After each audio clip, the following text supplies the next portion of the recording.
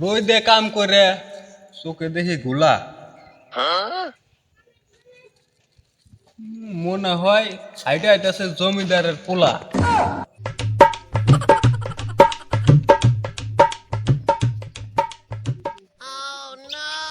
ও এনে হুন, তোর চলার যে মতি গতি, তোর বাপ মনে কর কোটিপতি।